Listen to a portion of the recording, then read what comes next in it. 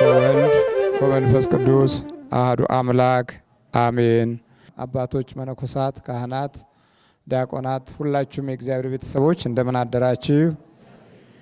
ልዑል እግዚአብሔር ዛሬም ዘወትርም ለዘላለም ስሙ የተመሰገነ ይሁን።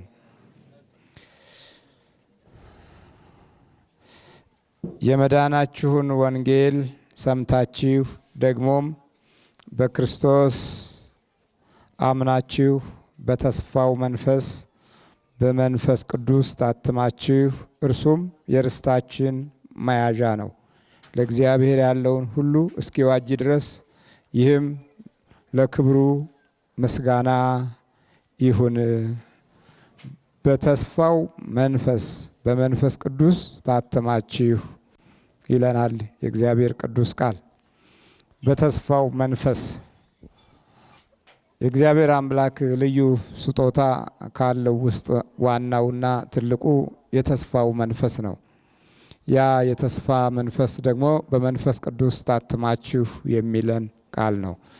በዚህ በመንፈስ ቅዱስ የመታተም መንፈሳዊ ሕይወት ውስጥ ከሚሰጥና ነገሮችን ለመለየት ከሚያመች ክፍል ዋናው ይህ የመንፈስ ቅዱስ መታተም ነው።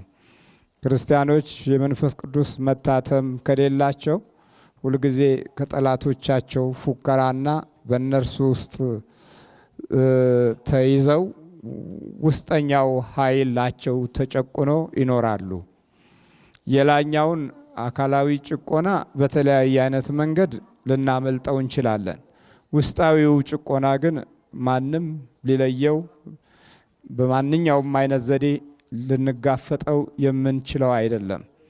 ይህንን ውስጣዊ ጭቆና ለማጥቃት የምንችልበት ኃይል የምናገኘው የተስፋው መንፈስ ነው። ያ የተስፋ መንፈስ ደግሞ ለሐዋርያት ደርሶ በመጨረሻም ከሐዋርያት ደግሞ ወደ ሕዝበ ክርስቲያን ደርሶ በአንድ ጊዜ 3000 ሕዝብ ክርስቲያን ሆነው በመንፈስ ቅዱስ እንደታተሙ እናያለን። ያ የተስፋው መንፈስ ዓለምን ከነመነሻዋ ወደ መድረሻዋ እንኳ ለማገናዘብ እንችላለን። በተስፋው መንፈስ ኑሯችንን ልንቋቋም እንችላለን። በተስፋው መንፈስ ጠላቶቻችንን ሁሉ ልንጥል እና በድል እንድንራመድ ያግዘናል። ያ የተስፋው መንፈስ ኃይላችን ሆኖ ዓለምን በውስጡ ያሉትን መሰሪ መንገዶች ሁሉ ልናውቅበት እንችላለን። ለዚህ ነው በተስፋው መንፈስ በመንፈስ ቅዱስ ታትማችሁ እርሱም የርስታችን መያዣ ነው በማለት የሚነግረን። ርስታችንን የምንይዝበት ኃይል ነው። ዛሬ ክርስቲያኑ መንፈሳዊ ርስት የለውም። የቀደሙት ሰዎች በእያንዳንዷ ቀን ውስጥ ደግነትንና መልካምነትን በሚሰሩበት ጊዜ ያቺ መልካም ቀን ለክፉ ቀን ትጠብቀናለች ብለው ክፉ ቀንን መልካም በሰሯት ስራ ያልፏታል። ዛሬ ብዙዎቻችን ክፉ ቀንን እንጠራለን እንጂ መልካም ቀንን በዕለት ተግባራችን ውስጥ አናውላትም። የተፈጠርነው ለምንድን ነው ብለን ራሳችንን ስንጠይቅ አንዳንዶቻችን መልሳችን እንደ ጊዜው እንመልሳለን፣ እንደ ዘመኑ ልንመልስ እንችላለን። ግን የተፈጠርነው መልካሙን ስራ ለመስራት ነው። ይህንን አባቶቻችን በሚገባ ስለሚያውቁ አንዲት ቀን እንኳ አለመልካም ስራ እንድታመልጣቸው አይፈቅዱም። ለጊዜያቸውም ለዘመናቸውም መልካም ስራ የሕይወታቸው መንገድ መለያ ያደርጉታል። ዛሬ መልካም ስራ በሚለው ምትክ ክፉ ስራ ካልሰራን እንጀራችን አይጣፍጠንም፣ ኑሯችን አይሻሻልም፣ መንገዳችን አይስተካከልም። የግድ አኗኗርህ ክፉ ስራን እንድትቀበለው ያደርጋል። ዘመንና ጊዜ ለክፉ ሲሆን ክፉ ስራ የሰዎች የህይወት ማደጊያ ይሆናል። እዚህ በመንፈስ ቅዱስ መያዣ ርስታችንን የምንይዝበት ኃይል በመንፈስ ቅዱስ የምንታተምበት እድል እንድናገኝ የእግዚአብሔር በጎ ፈቃድ ሆነ። ይኸውም አለ የርስታችን መያዣ ነው። የመንፈስ ቅዱስ ተስፋ፣ የመንፈስ ቅዱስ ኃይል፣ የመንፈስ ቅዱስ የመታተም ስጦታ የርስታችን መያዣ ነዋል። የዘመናችን ሳይንቲስቶች ለብቻ ነጥለው ለክፋት አሳልፈው ሰጥተውህ እነሱም ያልፋሉ፣ እኛም እየተደነባበርን ጊዜና ዘመናችንን በከንቱ እንጨርሳለን። እንዲህ አይነት አካሄዶች እንዳይኖሩ የመንፈስ ቅዱስ መያዣ ያስፈልገናል። እሱ ከያዘን እኛም ከያዝነው ኑሯችን በሙሉ የተቃናና ሀሳባችንን በሙሉ የተቀደሰ ይሆናል። ለምን? የተፈጠርንበትን መንገድ የግድ ማወቅ አለብን። ኤፌሶን ምዕራፍ 2 ቁጥር 8 ላይ እንዲህ በማለት ይነግረናል። ጸጋው በእምነት አድናችኋል፣ ይህም የእግዚአብሔር ስጦታ ነው እንጂ ከናንተ አይደለም፣ ማንም እንዳይመካ ከስራ አይደለም። እኛ ፍጥረቱ ነንና እንመላለስበት ዘንድ እግዚአብሔር አስቀድሞ ያዘጋጀውን መልካሙን ስራ ለማድረግ በክርስቶስ ኢየሱስ ተፈጠርን። መልካሙን ስራ ለማድረግ በክርስቶስ ኢየሱስ ተፈጠርን። በማ ተፈጠርን? እሱ መጀመሪያ ማ ነበረ? ቃል ነበረ። ማ ነበረ? በመጀመሪያ ቃል ምን ሆነ? ስጋ ሆነ። ቃል ሆኖ ፈጥሮን እንደገና ደግሞ ስጋ ለመሆን በአካል ተገለጠ። ስጋ ሆኖ በአካል ከኛ ጋር ተገኘ። ከኛ ጋር በላ፣ ከኛ ጋር ጠጣ፣ ችግራችንን አየ፣ ውስጣችንን ተካፈለ፣ ውጭውንም ተካፈለ። ቃል ስጋ ሆነ፣ ጸጋንና እውነትን ተመልቶ በእኛ አደረ። በዚህ ፍቅሩ ሕይወታችንን ጎበኘን። ሲጠሉት አባት ሆይ የሚያደርጉትን አያውቁትም አለ። ሲጠሉ አልጠላንም። ሲደበድቡትም ቁስሉን ችሏል፣ ዱላውን ችሏል። ሲሰቅሉትም የሰማይ መላእክትን አልጠራም። የሚያደርጉትን አያውቁትም ብሎ በመጨረሻ ላይ የአዳምን የመጀመሪያውን የቃሉን ትዝታ ከአብርሃም ከይስሐቅ ከያዕቆብ ዘር መካከል ሰቃዮች ወጥተው ሲያሾፉበት በገዛ ወገኖቹ ስቃዩን ሲያይ የሚያደርጉትን አያውቁትምና ይቅር በላቸው ብሎ ተፈጸመ አለ። እዛ በኋላ ሁሉንም የሚያስተምራችሁ አለ። መጀመሪያ ሁሉንም የሚያስተምራችሁ ጊዜውንም ዘመኑን የሚገልጽላችሁ አባቴ መንፈስ ቅዱስን ይልክላችኋል አለ። በመንፈስ ቅዱስ የተባረከ፣ በመንፈስ ቅዱስ የተቀደሰ፣ በመንፈስ ቅዱስ የተዋጀ ሕዝብና ወገን እንዲሆን እድሉን ሰጠን። በዚህ ፍቅር ውስጥ ሲጎበኘን የመንፈስ ቅዱስ ማህተም እንዳይቋረጥ እስከ ዘመኑ ፍጻሜ ድረስ ደግሞ እንዲህ አለ፣ እኔ ከእናንተ ጋር ነኝ እስከ ዓለም ፍጻሜ ድረስ አልለያችሁም አለ። ይህንን ቃል በሕይወታችንና በአኗኗራችን ውስጥ የግድ መያዝ ይኖርብናል። ካልያዝን ግን ጠላት መቅደሙ ግድ ነው።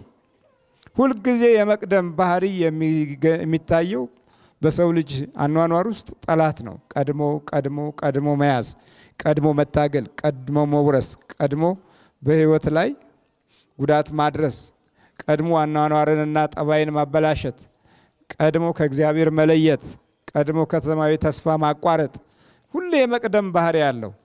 የእኛ ስንፍና ሲታከልበት ደግሞ በመንፈስ ቅዱስ መያዣ የሚሆነው ርስታችን በሰይጣን ተነጥቀን እንደገና ርስታችን ጠላት ይሆናል ማለት ነው።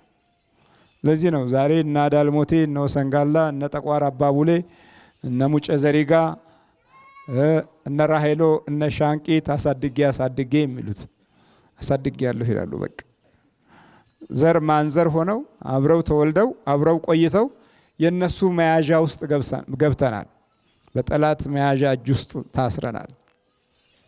ለዚህ ነው አሁን ብዙ ችግሮቻችን ድንገት የሚመጡት። አንዳንዴ ድንገት ይከሰታሉ፣ አንዳንዴ ሆን ብለው ፕሮግራም አድርገው ችግሮች ወደ አንተ ይመጣሉ። አሊያም ዝም ብሎ ብቻ ችግር ኑሮው ስቃይ ኑሮው ሆነን እንኖራለን። ይሄ መንፈስ ቅዱስ መያዣ የተስፋው ቃል ያጠረው ሰው ሲሆን ነው። ለዚህ ነው የምንገለባበጠው እኮ የመንፈስ ቅዱስ መያዣ መሆን ሲያቅተን ግልብጥብጣችን ይወጣል። ሀሳባችንም ፕሮግራማችንም እቅዳችንም ተግባራችንም ይገለባበጣል። ለምን? የመንፈስ ቅዱስ መያዣ አይለን። መንፈሳዊ ርስት ከውስጣችን አጣን። የቀደሙት አባቶቻችን በሀብት ደረጃ ሀብታቸውን ከእግዚአብሔር ጋር አካፍለው ቤተ ክርስቲያን ሰርተው አድባራት አቁመው የተራባ አብልተው የተጠሙ አጠጥተው ማህበር ጽዋ ማህበር ቅዱሳንን አስታውሰው ጻድቃንን ተማጽነው እግዚአብሔር ይስጥልኝ ተብለው በየዕለቱ ተባርከው በየዕለቱ ተቀድሰው በየዕለቱ ተመስግነው ኖሩ። እኛ በየዕለቱ እየተረገምን ነው የምንኖረው። የሚገርም በየዕለቱ እኮ ነው። በየዕለቱ ቢያንስ መልካም ያደረግንላቸው ሰዎች መልካም ሳይሆን እርግማንን ይመልሳሉ።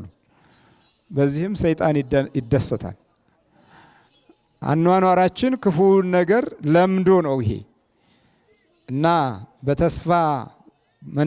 በተስፋው መንፈስ በመንፈስ ቅዱስ ታትማችሁ እርሱም የርስታችን መያዣ ነው ለእግዚአብሔር ያለውን ሁሉ እስኪዋጅ ድረስ ይህም ለክብሩ ምስጋና ይሆናል። የክብሩ ምስጋና ከውስጥ በኩል እንዲወጣ ይሄ መያዣ ያግዝሃል። ከዛም በአካላዊ አኗኗሩ ውስጥ ደግሞ የትውልድህ መያዣ ነው።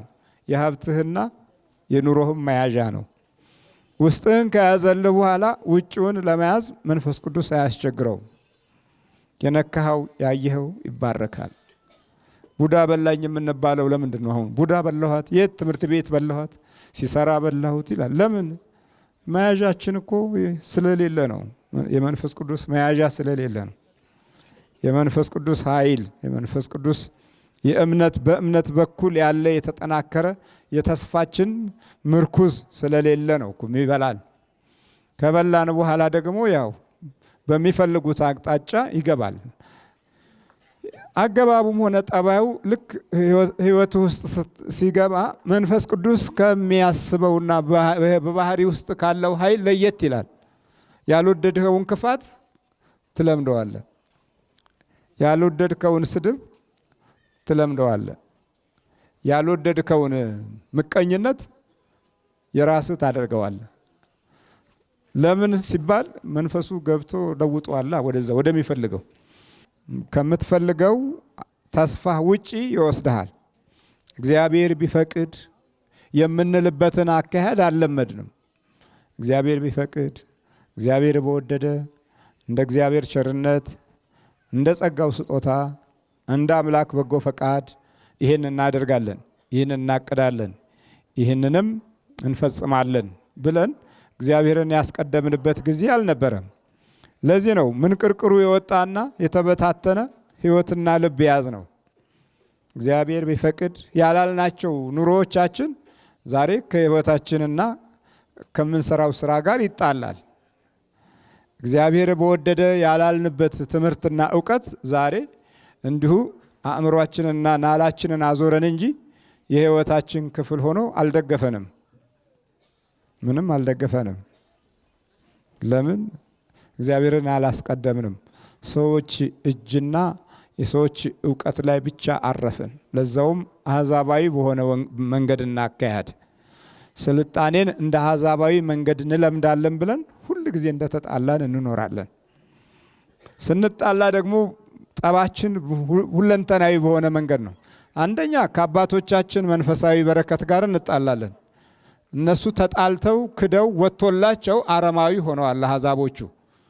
እኛ ግን ከአባቶቻችን መንፈሳዊ ተስፋ ጋርም እንጣላለን። ስለዚህ ሁለተኛው ደግሞ እግዚአብሔር ከሰጠን በረከትም ጋር እንጣላለን። ሶስተኛው የእኛን ዘመን የእኛን ጊዜ የእኛን ኑሮ ክፉ እናደርገዋለን። ክፉ ዘመናችንንም ክፉ ትውልዳችንንም ክፉ እናደርገዋለን። ለምን? ተጣልተን ነው አይኖር ነው።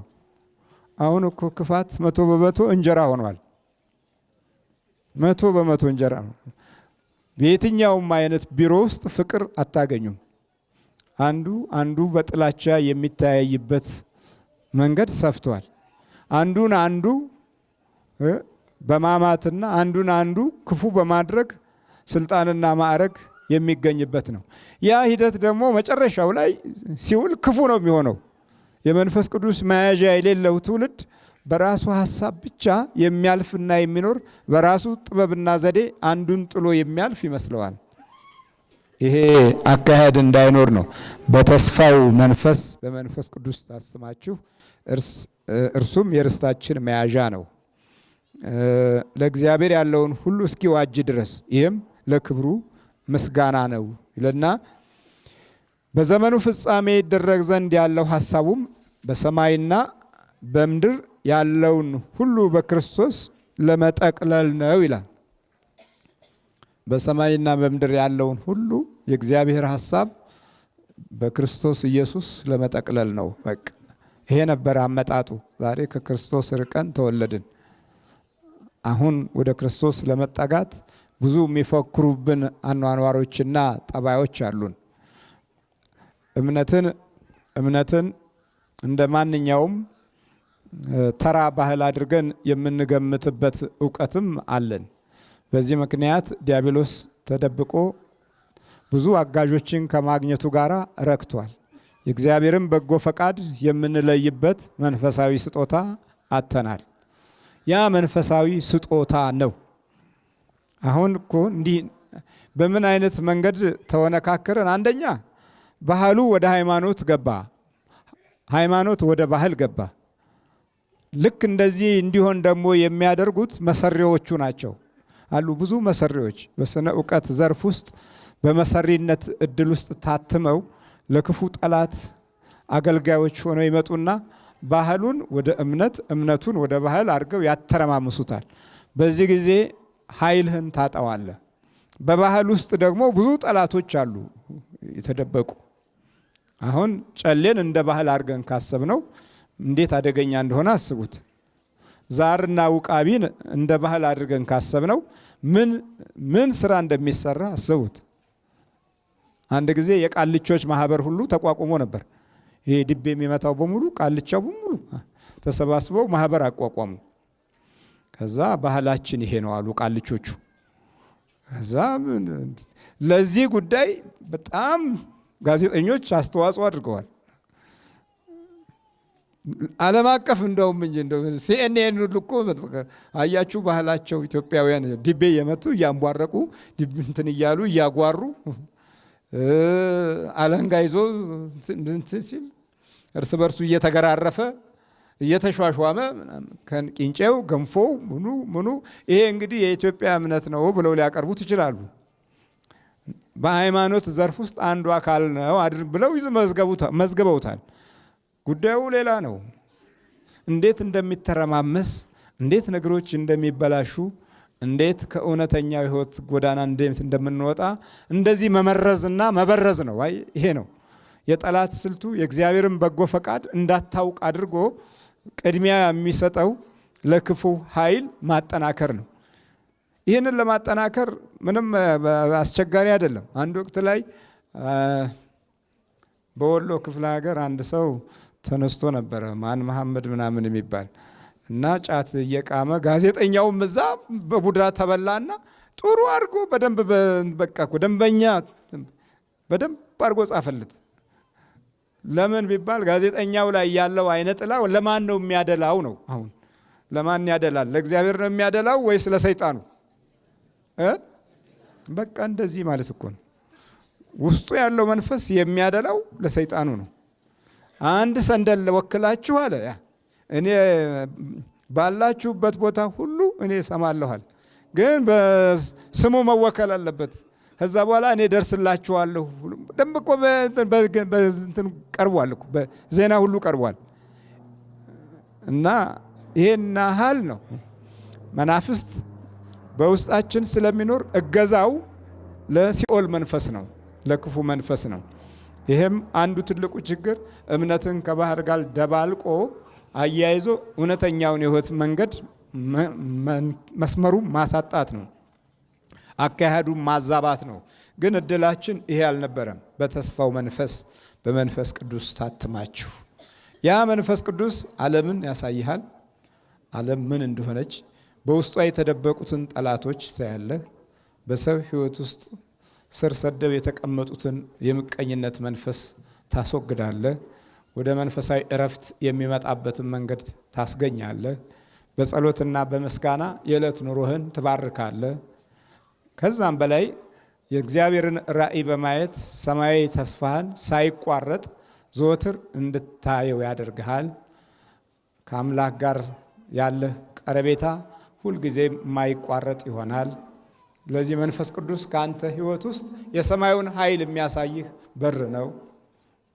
የሰማዩን ኃይል ያሳይልሃል፣ ይከፍትልሃል። መውጫው መግቢያውን ሁሉ በበጎ ዓይኖችህ እንድትመለከት ያደርጋል። ክፉን በክፋቱ ወይም ክፋት ታስተዋለህ ወይም ከክፋቱ ትሸሻለህ። ዛሬ የትኛው ክፉ የትኛው ደግ ግራም ያጋባ ነው። በዕለት ኑሯችን ውስጥ ደግ ነገር ስላለመድን ማለት ነው። አንዳንድ ጊዜ ቆይቶ ነው ደግ ነገር የምንሰራው። ያውም ደግሞ የህሊና ወቀሳ ትንሽ አእምሯችን ውስጥ ካለ ነው። ከዛ ውጪ በዕለት አኗኗራችን ውስጥ ደግ ነገር አይስማማንም። አንዳንድ ሰዎች ደግ ሲሰሩ ያማቸዋል። ዛሬ ደግ ስለሰራሁ አመመኝ ይሉና ደግነትን በክፉ ለውጠው ላለመታመም ዕለት ዕለት ክፉ ስራ ሲሰሩ ይረካሉ። ለዚህ ነው የሚመተትብን። አሁን እኔ ምን አድርጌ ነው ትላላችሁ? እዚህ ውስጥ ይህን ተመተተብኝ። እኔ አሁን ሰው አልነካው፣ የሰው ኑሮ አልነካው፣ አልበደልኩ፣ አላጠፋው፣ አልተጣላሁ፣ ለምን ተመተተብኝ? ሁልጊዜ ጥያቄ ታቀርባላችሁ። እንዴ በሰው ህይወት ላይ ጣልቃ ካልገቡ እኮ እነሱ ደስ አይላቸው። ሰይጣንን በዚህ ምድር ላይ ለክፋት ካላገለገሉት ውስጣቸው ያማቸዋል። በምቀኝነት አይን ኑሯችሁን ካላዩ እነዚህ ሰዎች አይናቸው ይሞጨሙጫል። ሁልጊዜ ክፉ መንፈስ እያለ በአይናቸው ክፉ ነገር አስበው ክፉ እንዲወድቅባችሁ ማየት ካልቻሉ አይናቸው ይጠፋል፣ ኑሯቸውም ይበላሻል። ስለዚህ ላለማበላሸት የግድ የእናንተ ማበላሸት የእነሱ ድርሻ ነው። ለሰይጣን የሚኖሩ ሰዎች በጣም ብዙ ናቸው። እዚህ ጋር ምንድን ነው የሚለን? ቃሉን እኮ መገልበጥ ነው። ይኸውላችሁ አስቀድሞ ያዘጋጀውን መልካሙን ስራ ለማድረግ በክርስቶስ ኢየሱስ ተፈጠርን ነው የሚለው። መልካሙን ስራ ለማድረግ በማ ተፈጠርን? በክርስቶስ ኢየሱስ ተፈጠርን። ስለዚህ ሰይጣን ይሄን እንገለብጠዋል። ክፉ ስራ ለማድረግ በዲያብሎስ ተፈጠርን። እንዴት ተፈጠርን? ዛርና ውቃቢ ያለ ቤተሰብ ውስጥ። ስለዚህ ክፉ ስራ ለማድረግ ደግሞ የግድ እንድትፈጠር ጥንቃቄ ያደርጋል። ያ ክፉ ስራ የምንለው እንዴት ነው? ዛሬ ደጉንና ክፉን ለመለየት አልቻልንም። ከክፉ ስራ በፊት ክፉ ሐሳብ ይቀድማል። ለምን በለጠኝ? ይሄ የመጀመሪያው የምቀኝነትና የቅናት መንፈስ ነው። በዚህ ሐሳብ ውስጥ ከተጓዝነ በኋላ ለምን ይቀድመኛል? በቃ አሁን የሚቀድምህማ እንዲህ አድርጎ ነው። ስለዚህ አንተ ደግሞ እንዲህ ብታደርግ እሱ ቁልቁል ይወርዳል፣ አንተ ታድጋለህ ይለዋል። ከውስጡ ምክር ይጀምራል። ሳያውቀው ሐሳቡን በውስጥ በኩል እንዲቀበለው ያደርጋል። ከተቀበለው በኋላ ደግሞ መንገድ ያሳየዋል። መንገዱ ክፍት ነው። በጣም ወለል ያለ መንገድ ነው የሚታየው። እዛ ምትሃተኞችን ወይም አስማተኞችን በኢኮኖሚ በመደገፍ እንዲህ ያስቸገረኝ ሰው አለ ብለህ እንድትናገር ያደርጋል። የሚያገናኝህም ከጠላት ጋር ነው። ከዛ በኋላ ያለው ሁኔታ ሙሉ በሙሉ ከሐሳብ ጀምሮ ወደ ተግባር ሲለወጥ የምቀኝነት መንፈስ ስላደረብን የመተት ሩጫው ላይ ቅድሚያ እንሰጣለን። ከዚህ የተነሳ ይኸው በክርስቶስ ኢየሱስ ለመልካሙ ስራ ተፈጠርን የሚለው እንደገና በዲያብሎስ አሰራር ለክፉ ስራ ተፈጠርን ወደሚለው ይለውጠዋል ማለት ነው። ተቃራኒ አይደለም። ድሮ ሲያስቀኑት ህፃናቶች እየሰፉ ይሄ ሙዳይ እየሰፉ መሶበ ወርቅ እየሰፉ ወደ ቤተ እግዚአብሔር ጠዋት ቅዳሴ ከሆነ የጠዋቱ ቅዳሴ ላይ ቅዱስ ቁርባን የወሰዱ እግዚኦ መሐረነ ክርስቶስ ብለው የጸለዩ የተማጸኑትን በሙዳዩ ምጽዋቷ ላይ አድርገው ቆሎም ይሁን ሽምብራም ይሁን ባቄላም ይሁን ያቀርቡ ነበረ። የድሮ ልጆች ማለት ነው። በሰፉት ሙዳይ እንዲህ አይነት በጎ ነገር ሲያቀርቡ ይመረቁ ይባረኩ ነበረ። ያንን ቀስ አለና ለተወሰነ ዘመናት እነዛ እየደከሙ ሲሄዱ የተተኩትን ትውልዶች ወዲያውኑ ጨሌ መያዣ ያደረገና ሙዳይ ምጽዋት የምትለዋ ቃል ተለወጠችና ሙዳይ ጨሌ አደረገና ለወጠው። በቃ አሁን የጨሌ ማስቀመጫ ሆነች። አሁን አሩሲ አካባቢ ቢትሄዱ ወደ ባሌ ቢትሄዱ ህፃናቶች የሚሰፉት ሙዳይ ምጽዋት አይደለች፣ የጨሌ ሙዳይ ነው። ገለበጠው። ታዲያ ቀናው አልቀናው? መገልበጥ እኮ ነው። በቃ ሁልጊዜ ከዲያብሎስ አሰራርና ዘዴዎቹ ዋነኛው ክፍል ስትገለብጠው አታውቀውም እና ገልብጦ ያሳያል ቆይቶ ቆይቶ። ይህም የምታየው ደግሞ በመንፈስ ቅዱስ ውስጥህ መባረክ ሲጀምር ነው። አለበለዚያ አታየውም። አሁን ሙዳይ ጨለየ።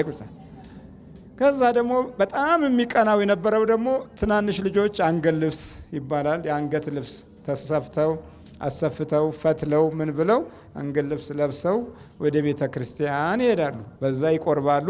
በዛ አፋቸውን ይዘው ወደ ቤታቸው ይመለሳሉ። ያንን ገለበጠና ደግሞ አንገት ልብሱን ቡና ማፍያ ያደረገው። ከዚች ደረብ ትደረገና ቡና ታፈላለች ማለት ነው። ገለበጠው። ጥላው ድሮ ተስለው ለቤተ እግዚአብሔር የወርቅ ጥላ ብለው ተስለው ያቀርባል። አሁን ያ ጥላ ጥሩ ጥላ ያለው አሁን ጠንቋይ ቤት ነው። ገለበጠና ወሰደው። ዕጣን ቀደም ሲል በቤተ እግዚአብሔር ተባርኮ የጸሎት ማሳረጊያ ነበረ። አሁን ያን ገለበጠና ቡና ላይ አጨሰው። መገልበጥ ነው እኮ በቃ ሁሉንም ግልብጥ አድርጎ ወሰደ ማለት ነው። ዋናውን አካል ከወሰደ እነዚህን ከላይ ያሉትን ቁሳቁሶች መጠቀሚያ ለማድረግ አያስቸግርም። መናፍቃኑም ቤተ ክርስቲያን እየተቃወሙ ከበሮውንም መቋሚያውንም እየተቃወሙ ወጡ። አሁን ደግሞ ወሰዱት፣ የራሳቸው ለማድረግ ወሰዱት። ልብሱንም እየተቃወሙ ወጡ። አሁን ደግሞ ልብሱንም ወሰዱት። ልክ እንደዚህ ማለት ነው፣ መገልበጥ ነው። እና መልካሙን ስራ ለማድረግ በክርስቶስ ኢየሱስ ተፈጠርን። ይህን የተፈጠርንበትን መንፈሳዊ ኃይል በአግባቡ ካልተረዳ ነው ውስጣችን ባለው ጠላትም የምናደምጥ ከሆነ ሁልጊዜ ገልብጦ ነው የሚያሰማህ። አሁን እኮ ምን አይነት ባርነት ውስጥ ነው ያለ ነው? በጣም አደገኛ ባርነት ውስጥ እኮ ነው ያለ ነው። በሚገርም ሁኔታ የህሊና ባርነትን የሚያህል ትልቅ ባርነት የለም። ስለዚህ በውስጠኛው ክፍል ያለው ባርነት ከከፋ የውጭው አያስቸግርም። እና በገላትያ ምዕራፍ 5 ቁጥር 1 ላይ እንዲህ ይላል፣ በነፃነት ልንኖር ክርስቶስ ነፃ አወጣን። እንግዲህ ጸንታችሁ ቁሙ፣ እንደገናም በባርነት ቀንበር አትያዙ የሚል ስጋቱን ገልጾልናል። እንደገናም በባርነት ቀንበር አትያዙ ለመያዛችን ምክንያት ነው ማለት ነው። መያዛችን አይቀርም፣ አትያዙ ነው ያለው። እነሆም እኔ ጳውሎስ እላችኋለሁ ብትገረዙ ክርስቶስ ምንም አይጠቅማችሁም፣ ሕግንም ሁሉ እንዲፈጽም ግድ አለበት ብዬ ለሚገረዙት ሁሉ ለእያንዳንዶች ደግሜ እመሰክራለሁ። በሕግ ልትጸድቁ የምትፈልጉ ከክርስቶስ ተለይታችሁ ከጸጋው ወድቃችኋል። ሕግን ብቻ በማክበር ሕጉን ብቻ በመያዝ ክርስቶስን አይቀበሉም። በብሉይ ኪዳን ሕግ እንመራለን ይላሉ፣ ግን በክርስቶስ ነፃ እንደወጡ ልቦናቸው ማመን አቅቶታል። ዲያብሎስ እንደታሰረ፣ የአጋንንት ኃይል በስሙ እንደሚመታ፣ እርኩሳን መናፍስት በስሙ እንደሚገሰጹ ይህንን ኃይል ረስተውታል። አይሁዶች በሕግ እንጸድቃለን ስላሉ ሕግ ብቻ አይጸድቃችሁም በቃ። የክርስቶስ ሥጋና ደም የክርስቶስ እምነትና ኃይል በውስጣችሁ ካልገባ በሕግ ምንጊዜም አትችሉም አለና ክርስቶስ ነፃ አውጥታችኋል። ነገር ግን እንደገና በባርነት እንዳትያዙ በማለት ጸንታችሁ ቁሙ አጽንኦት ያለው ቃል ሰጠን። እግዚአብሔር አምላክ ስሙ ለዘላለም የተመሰገነ ይሁን። የመንፈስ ቅዱስ መያዣ እንዲኖረን የግድ መንፈስ ቅዱስ ሆይ ብለን ልንማጸን ይገባል። ጠብቀን አድነን፣ ራእያችን ሁን፣ መንፈሳዊ መልእክታችን ሁን፣ ጠባቂያችን ሁን፣ በረከታችን ሁን። ለዚህ ነው አባቶች ጰራቅሊጦስ የምትለዋን በመዝገበ ጸሎት ውስጥ ያለችውን ቃል በመጸለይ ሁልጊዜ እየሰገዱ መንፈስ ቅዱስ እንዳይለያቸው ይማጸናሉ። ይህ መንፈስ ቅዱስ በ40 ቀንና በ80 ቀን አግኝተናል። ሆኖም ግን ይህንን ለማጥፋት ክፉ መንፈስ በጋራ ሆኖ እየታገለን ያለው። በቀኝ በኩል መንፈስ ቅዱስ ሲኖር፣ በግራ በኩል ደግሞ እሱም ተካፋይ ለመሆን ትግል ላይ ነው ያለው፣ አብሮ እየተወለደ ማለት ነው። አልፎም ተርፎውን ቀኙም ግራውም ተያዘ። ቀኙንም ጠቋር ያዘው። ያው እንደምንገነዘበው አስቸጋሪ ነገር ነው። የቀኝህን ክፍልም ተቆጣጥሮ ግራውን ለሌላ ኃይል ሰጥቶ ያው መናፍስት በጋራ ዙሪያውን ወጥረው ይዘውናል። እንግዲህ ችግሩ በጠላታችን ላይ ያለን ልምምድ ከዜሮ በታች እየሆነ መምጣቱ ላይ ነው።